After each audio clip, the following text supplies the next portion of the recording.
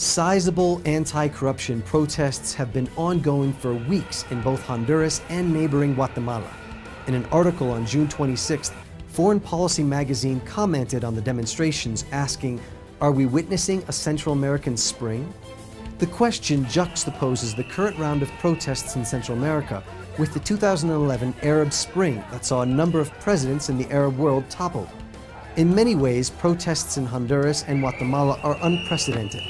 While social protests in Guatemala have generally been led by the marginalized indigenous populations, these most recent protests started largely in urban areas, led by middle-class demonstrators who responded to calls on social media to hit the streets.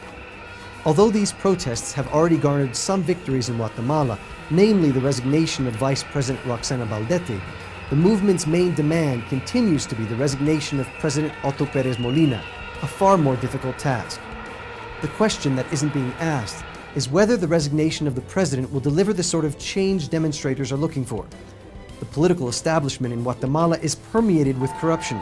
It's a system that served the wealthy elites ever since 1954, when a US-backed coup ousted President Jacobo Arbenz, a reformer who had taken steps to address land reform.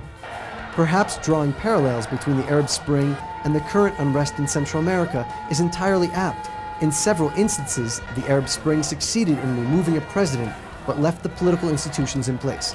Unfortunately, real change in both Honduras and Guatemala, two countries whose administrations are at the beck and call of US policymakers, will likely require more than just the resignations of the figureheads of the corrupt and broken political systems.